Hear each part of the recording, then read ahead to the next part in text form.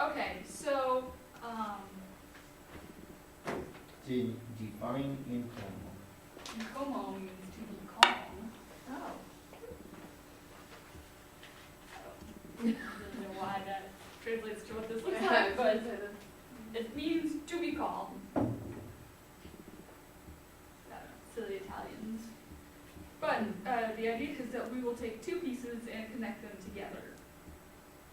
Or more. Or more, yes. I will do a two-piece Nkomo today, but you will certainly do as many Nkomos as you feel like. Each one would just have to be a little bit different. But we'll start with just two pieces. Difficult enough.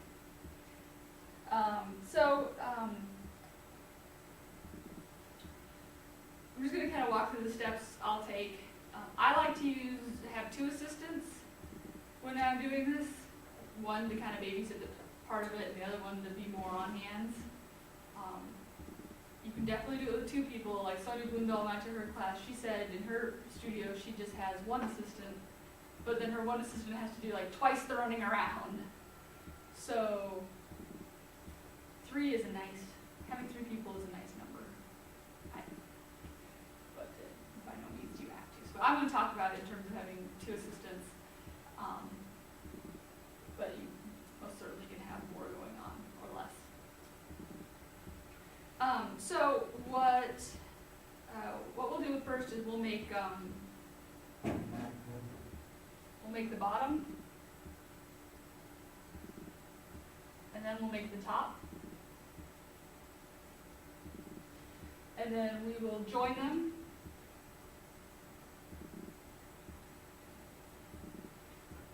And then from there we will flow.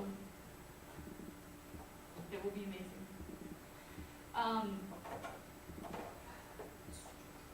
Sonia Blundell pieces tend to be, Sonia has a very specific style, and I didn't bring my book, but she works entirely in bar color, solid, almost always solid colors, lots of overlays. So a lot of times you'll have different solid here. So I'm just going to do solids today. I'm not going to do anything really crazy, but I'm going to do overlays because that's her style. That's what I learned. But you're by no means limited to, you must use bar color and Swedish overlays. You can use Frit, or you can use cane. You can rotate the axis. You can do whatever your mind takes you to. Lots of options. I think today what I'm planning on doing is doing the bottom in a solid bar color and then doing some Frit on the top part. Wanted to try it for a while, so I think I'll try it today. Why not, right? One thing I'm going to say about color selection really quick.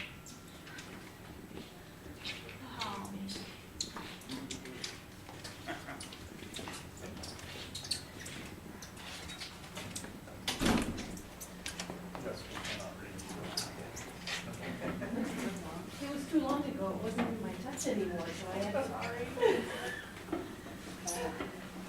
Well, you haven't missed much. I'm just kind of talking a little bit. I forgot to bring a picture. I took this class on Nkomo with Sonia Blundell, and I was saying that she has a very specific style. That being, she uses bar color with Swedish overlays to create the two colored parts, and her trademark is that clear band in the center. Not a Sonia Blundell piece, or Anne Christensen piece right here. I don't think we could afford one of those.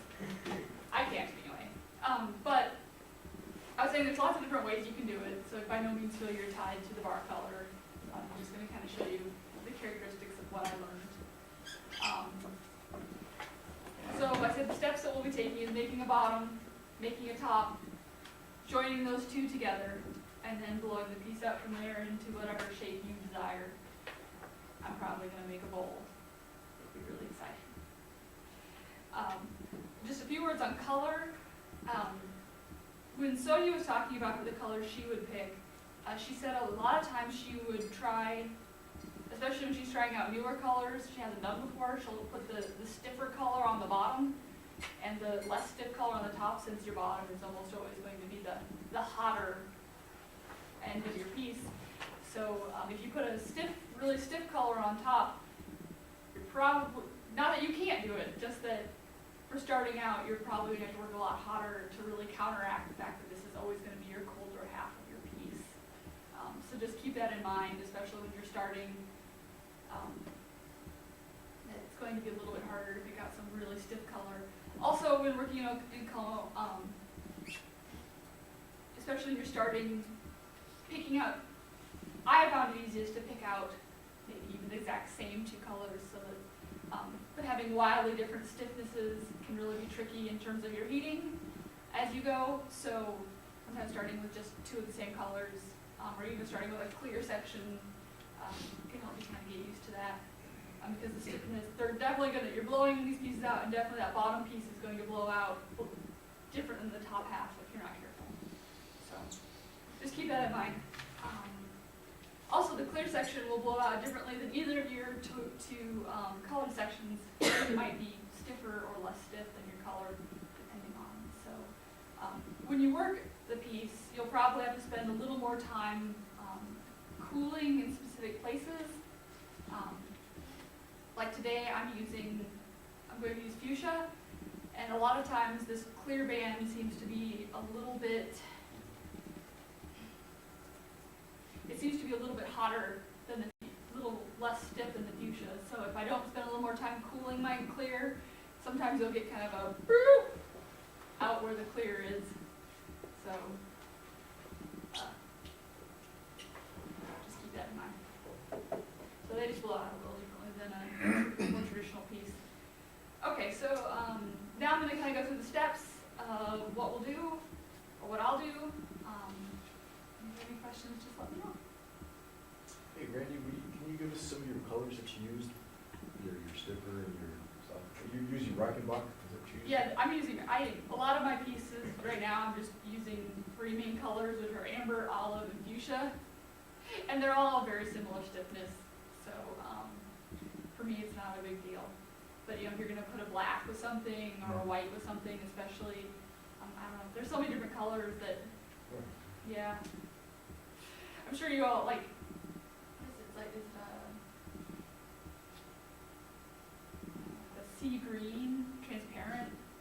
Every time I use that, I always blow it out way too thin. Because I think, oh, I've got a lot more, and then I get it really hot to blow it out, and every time. So that's one of the colors I struggle with, because it's just a little stiffer than I like. Yeah. Like, Salmon seems to be really stiff too. it's like, I would probably not put white or black up here, at least to start out with. Right. Okay, so what you're going to need for this, I was saying earlier, is I like to do it with 3 people, 2 assistants, and a gaffer. You can get away with 2 people. It just means your assistant does a lot more running. So I like the calmness of having 2 extras. Makes life a lot easier. Okay, so the first thing you'll do is you'll need, make sure you need 2 blowpipes, and you're going to need at least 2 punties when you do this, unsurprisingly. All right, so first thing you're going to do is you'll gather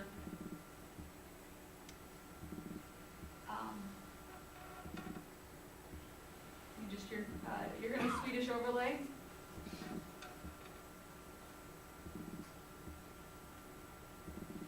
So you'll want your you're going to want to remember to keep your bubble on the small side, a little compact, so that, and I like to make mine kind of a shape like yay. In my perfect world of perfect bubbles, my bubble will look something like that. Swedish overlay, we've talked about this before. We'll just pick up some bar color, heat it up. You'll put a small jack line in with the intent of just giving yourself a place to cut away from the clear, making sure you don't get any clear into your piece. And you want this to be, if if you'll recall from talking about this before, you want this to be pretty hot, so that when you go to drop it on top of your piece, that it will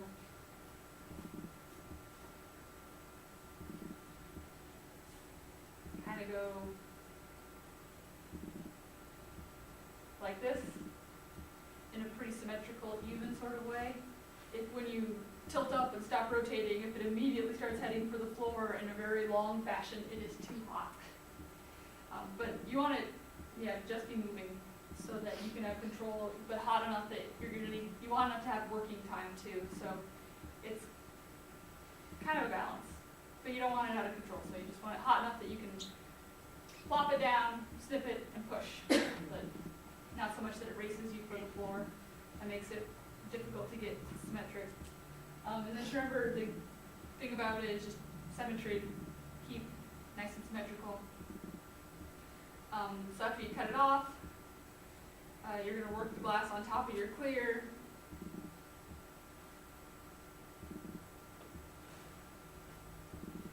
Remember, this part is cool, this part is hot.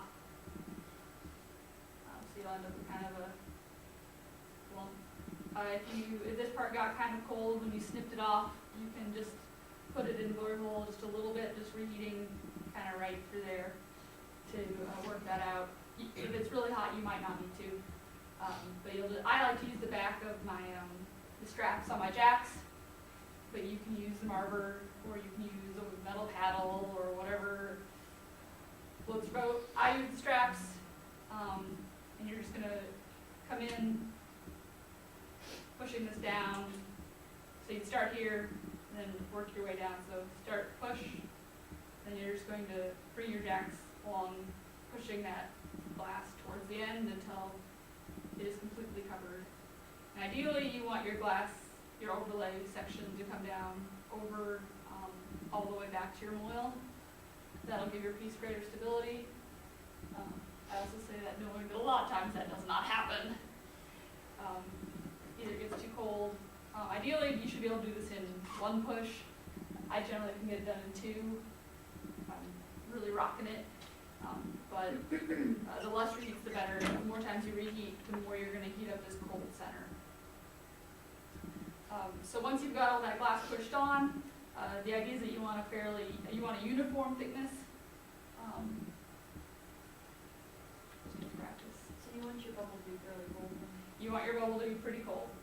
Just like, not so it's gone clear, but not by much, is the way I usually do it.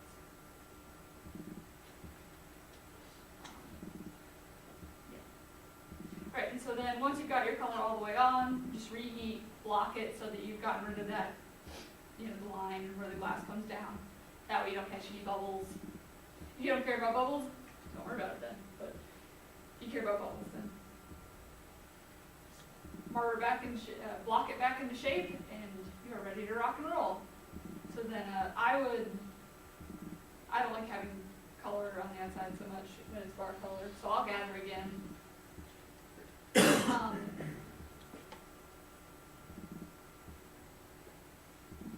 I will probably end up with three gathers on each half, but that of course will make your piece kind of on the big side. So yeah, you most certainly don't have to gather again. Any gathers after you've got, use your judgment. You do want your both pieces you make to be of comparable gatherer size. If one's significantly larger than the other, you're going to have a little bit more trouble. But you can, of course, that's how you put it too. So, what I'm going to do though is I'll gather again, and I will blow out my bubble a little bit. We're not going for a full blown out piece. We're just going to go for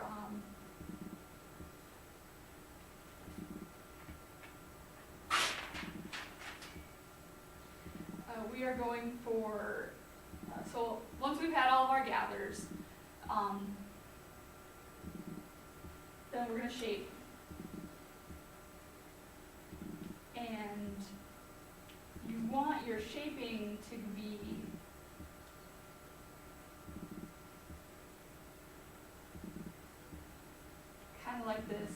have your bubble.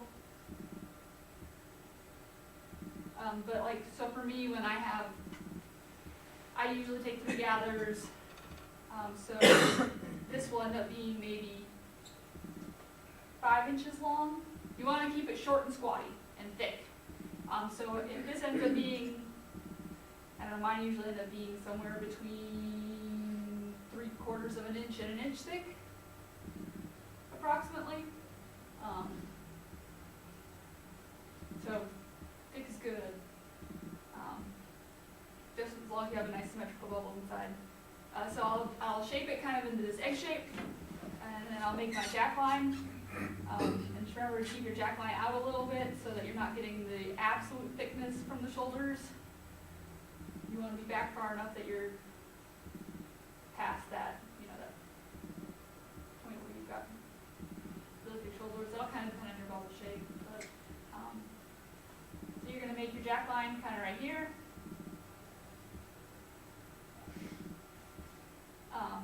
It doesn't need to be a real tight one or anything. It just needs to kind of have that general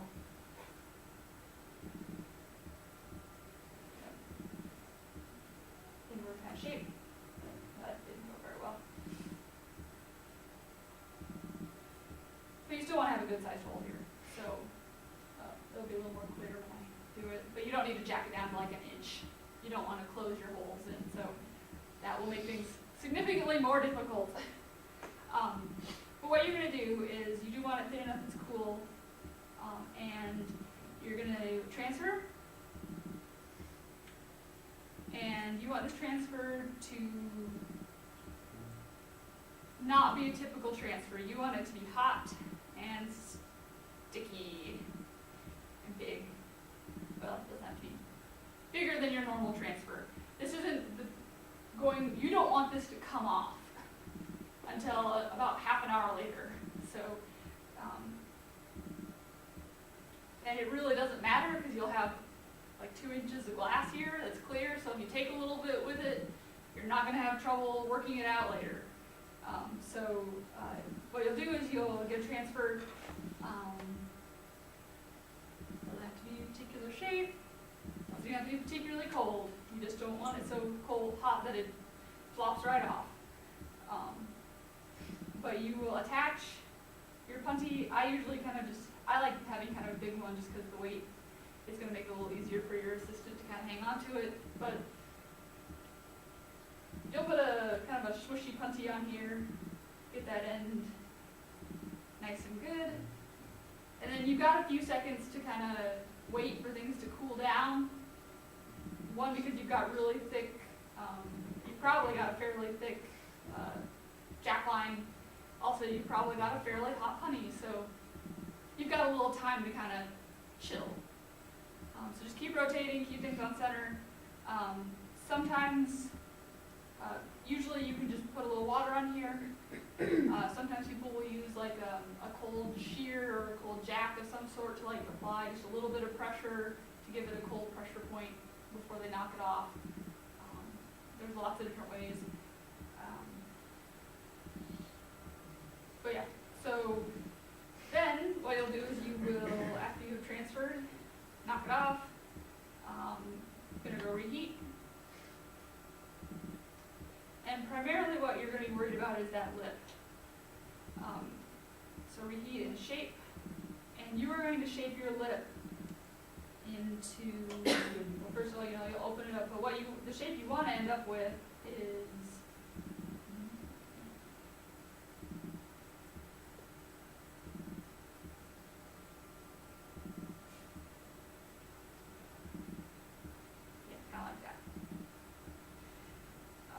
where you're going to end up with these sides being, you would want them to ideally be pretty straight, just maybe in that last inch or so. And then you're going to have a 90-degree angle between, so if you were to look at it from the side, you would have a really straight 90-degree angle there. And ideally you would have kind of a little flat spot right here, so that's going to help, so when you join the two pieces together, that they're going to be of the same diameter. And keeping this thick is no problem. Yeah, like I said, mine ended up being about 3/4 an inch thick sometimes, depending on how many gathers you've got. So what you're gonna do, you're gonna reheat that, you'll open it slightly, usually it'll be coming off of something kind of this shaped. So you'll open it so that you've got those flat sides.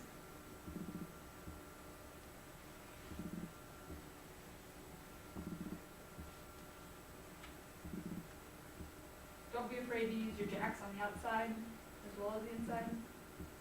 And then you're gonna have an assistant.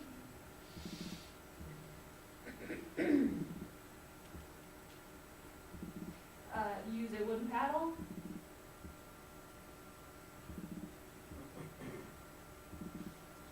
And they're just going, if you've got you're gonna put your jacks either on the outside or the inside, kind of depending on what you need to work. And they're gonna bring that wooden paddle up.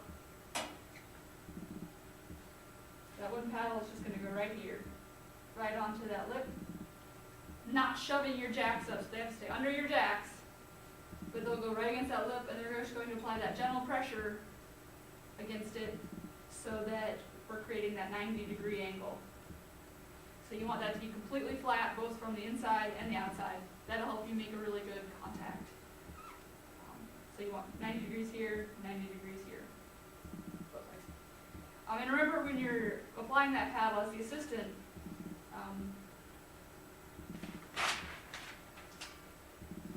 that as you have a paddle, the handle's down here.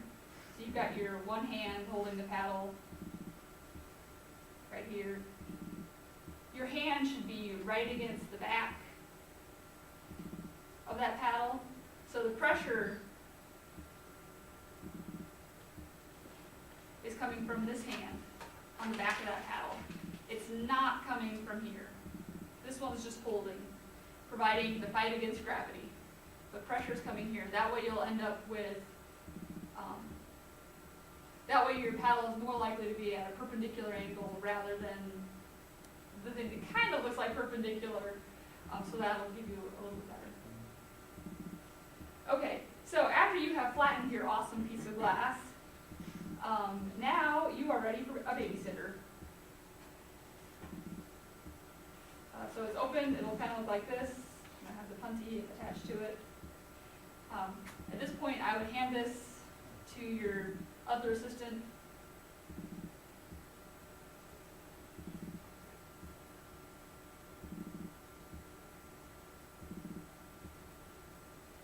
Or your babysitter. You can always do that. You can always hang it up, go do some other stuff, come back, give it a quick flash. This piece doesn't need to stay very warm. It needs to stay warm enough that it's not going to crack and that you can easily reheat it, but it should never really get back to flowy again. It should always just be kind of on that cool side. If you get it to where it's flowing again, it's going to start losing shape. So you just want to keep that.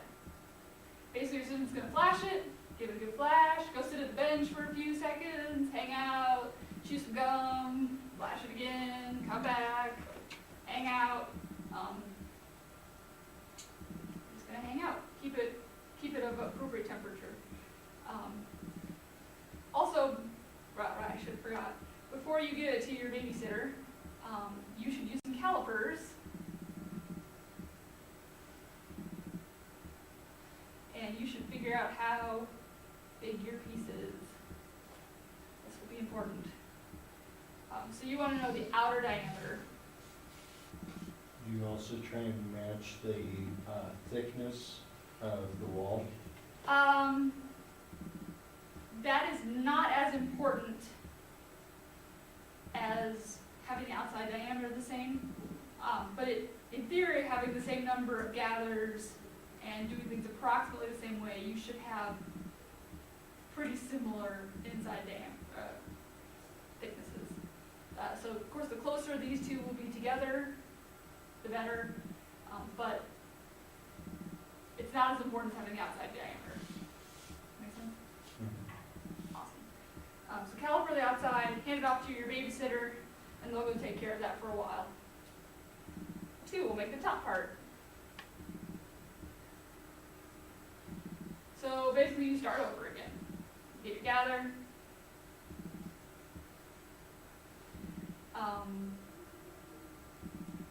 Overlay.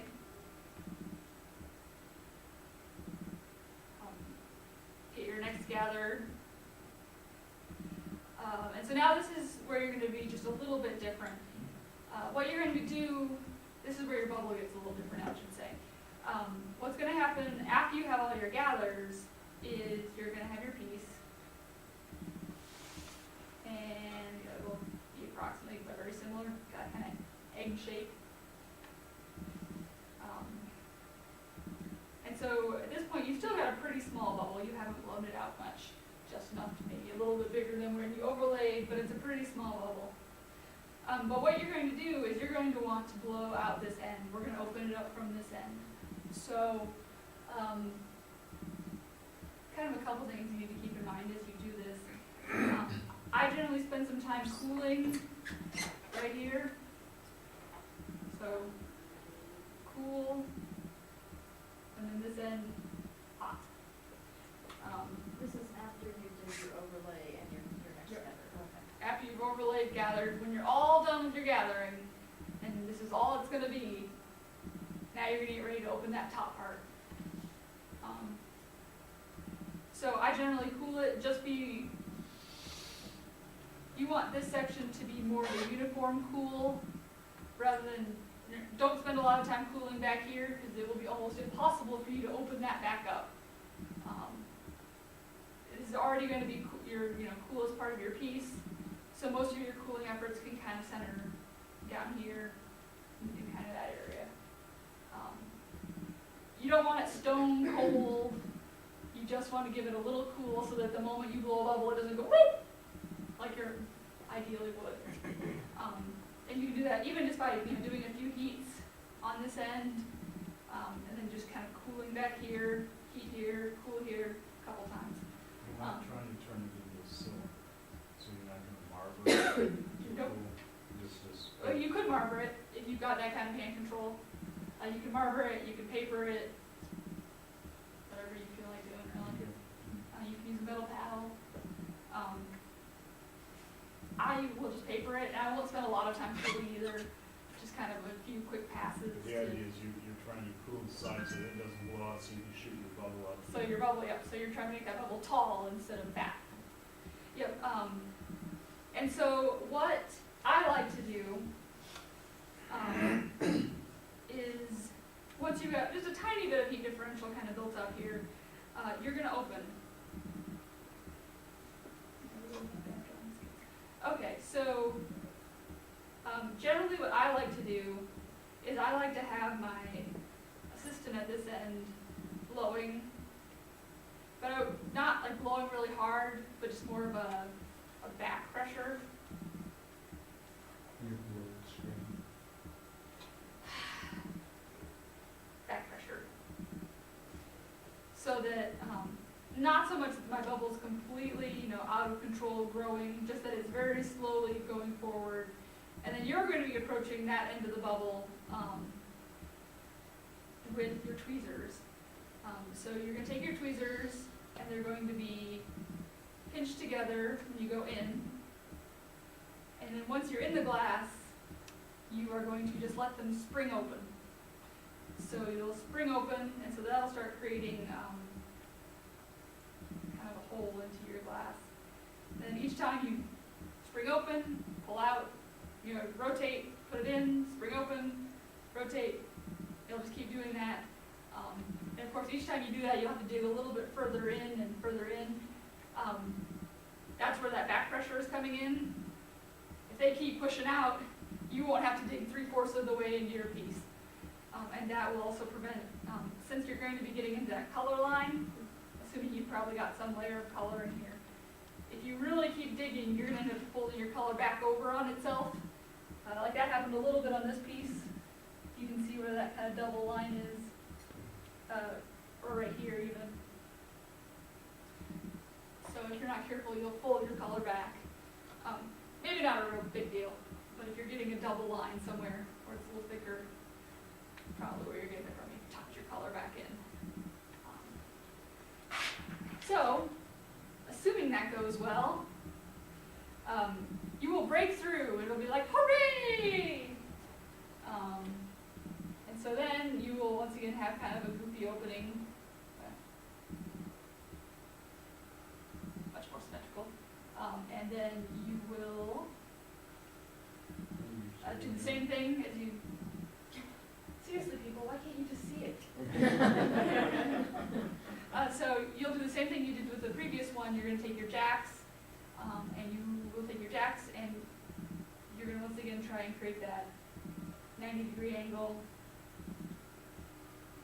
that you created on your first piece, using your jacks on the inside and the outside. And remember, if you have a little bit of like kind of kerfuffle here, where like the color has, just remember to put your jacks in at an angle and push that color outward rather than back in. That'll help you from getting that fold over and make it a little bit neater. That part just takes practice, but it's really hard to open it like that. Anyway, so use your jacks, open yourself up, and you want this to be the same diameter as first piece. So this might mean you need to really apply the jacks on your outside and make it a little longer. It might mean you need to really push with the paddle and make it shorter. But you want to have that outside diameter being the same and having that nice 90-degree on each side. So now, once you have that done with your paddle and your jacks, you are ready to connect.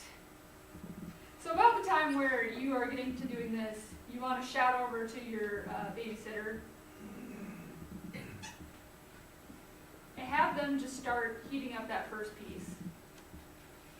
Not a lot, they don't want it moving again, but a lot of times it's kind of gotten on the cold side. So just working a little bit of heat back into that to make sure it's doing well. And then also you kind of want this edge a little bit sticky. So just keep in mind that, you know, when you flash a little, you can spend just a little time here flashing. Once again, not super floppy, but you want that piece to be warm so that we can get a good solid attachment. This is also a good time to remeasure, just in case your assistant wasn't paying very much attention or they were spinning really fast and they managed to open it up. It's most common that they'll probably have maybe slightly grown a little open, but you can remeasure the diameter so that when you do your final piece here, you actually have the diameter you think you have.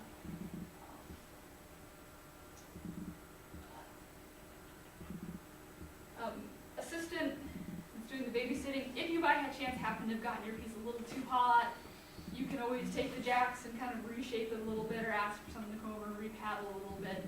Hopefully you won't have gotten into too much trouble, but if you did, it should be something you and the other assistant can reshape and take care of. Okay, so this part's hot and sticky. This piece is pretty hot here because you were opening it. But as you've been opening, you should make sure you're kind of just reheating that whole section pretty evenly. So you want this whole piece to be pretty even heat. Naturally, it'll be a little hotter right here, which is just what you want. Okay, so now comes the fun part. The joining. Heating. So what you'll do, or what I like to do, is I see the gaffer, sit the bench. I will just have my piece, you know, on the rails.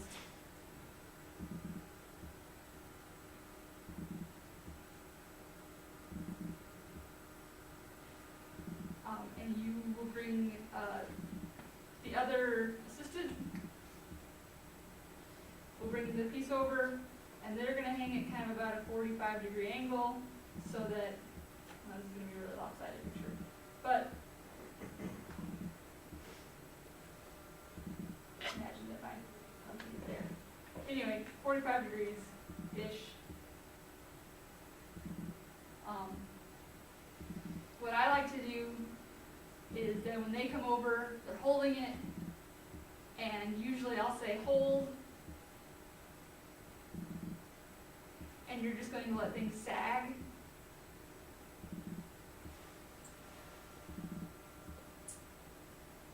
I don't know, is that how you spell sag? Good.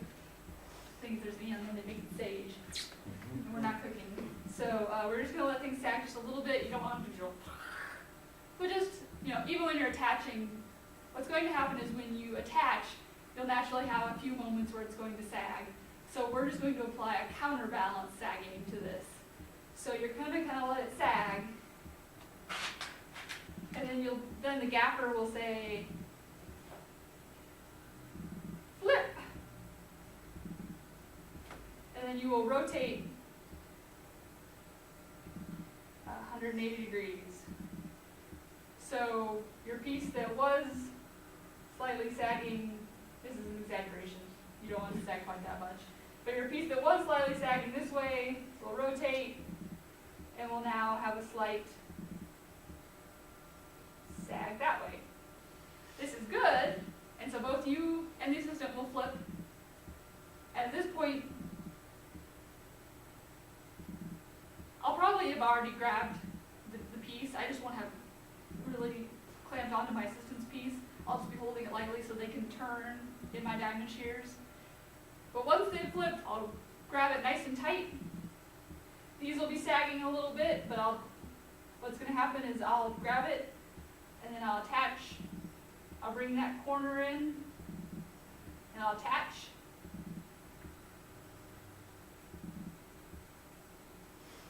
And then I'm going to slowly, I'm going to lower this whole second piece down to parallel.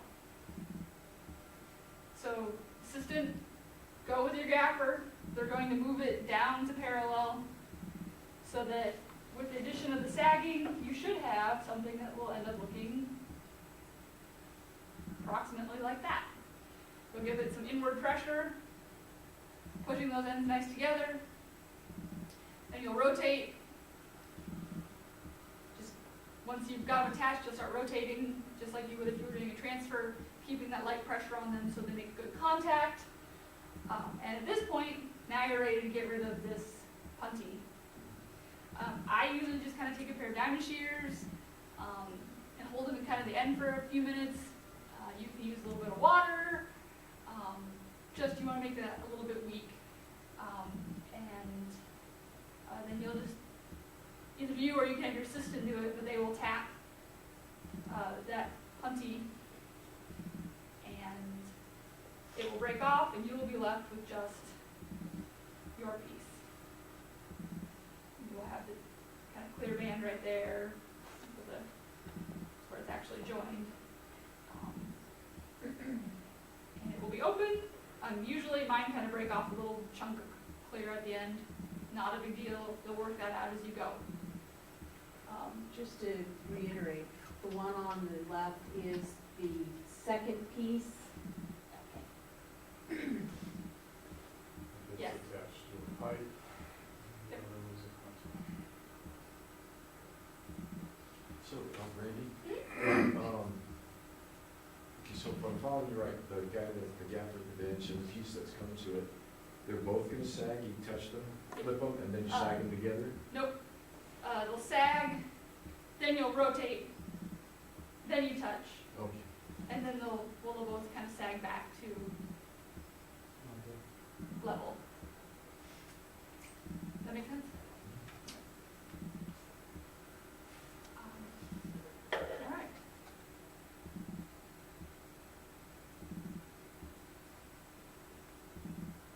Okay, so now, since you used your calipers, these should be pretty darn close. And if you've done your sagging correctly, they should be really close in all points of contact. Fingers crossed, right? So now, you pretty much just have to do two things. One, you need to get your whole piece hot enough that you're going to be able to put a jack line in, and also so that you can smooth out this joint.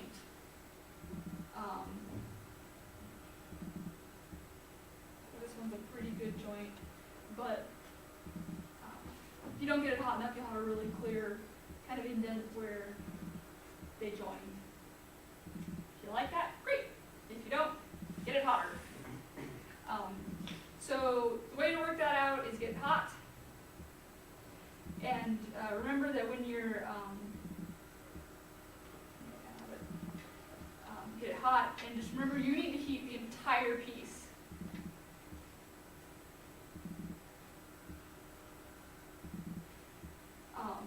So don't be afraid to kind of heat a little bit deep. So if your pipe starts heating up for maybe an inch or so beyond the piece, that's okay. You're going to need to get that pipe hot to start working some of that heat back into the moil so that you'll be able to get a good jack line in.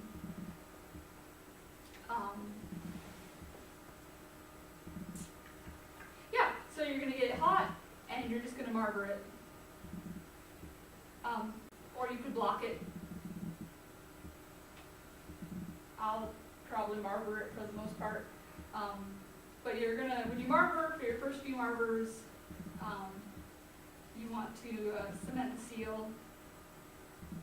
So you'll do a little bit of marbering, more or less at a 45-degree angle where you're putting some pressure, down on it, forcing that joint to stick together. So usually I'll start at kind of a 45-degree angle, putting some light pressure down to kind of compact those two joints. And then I'll roll more onto the sides so that I'm just, and then that heat will kind of force those two joints together. If you get it really hot, you might only need to do that 2 or 3 times. It's going to take a while to get the heat back into your piece, so you'll probably do this 5, 10 times maybe, kind of depending on how hot you can comfortably work. But so once you've got some heat worked back in, so once you've got this joint to your satisfaction, and you have some heat worked in back here, then it's jack line time. So you put your jack line.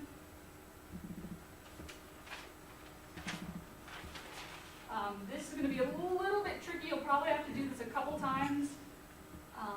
Won't go in very smoothly just because by this point in time you have a fair sized piece of glass.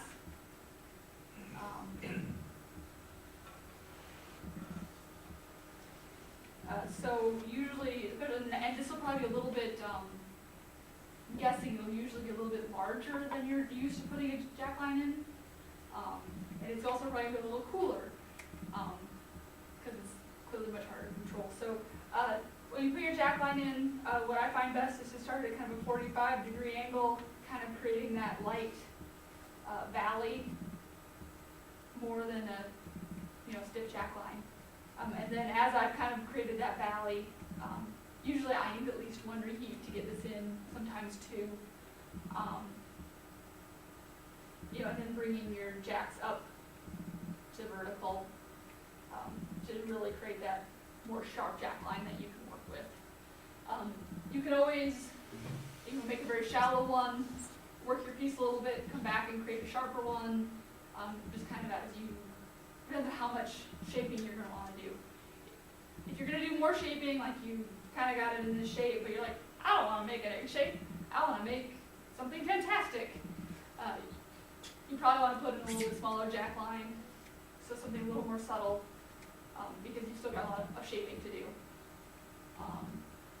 If you're like, I love this shape, and you're ready to go, so the more intense your jack line is, of course, the weaker your stability will be. So just kind of keep that in mind. You can put in of course, you can put in a good one, and then as you heat, it'll kind of work its way out, and then you can put in another one later. But definitely get a starting one in there. Otherwise, you're going to run into trouble. Nothing sucks like when you get to the end of the piece and you go, oh, I didn't put the jack line in. And then from there, you work it like a normal piece. You shape, do whatever it is you want, transfer, and then so forth and so on, normal piece. Yeah, then just as you shape it, just be sensitive that that clear band, if you have one color, clear, second one color. They're all gonna act a little differently, so just keep in mind with your cooling and your shaping that as you go, you're gonna have to focus your shaping differently than you would if it were a completely uniform piece.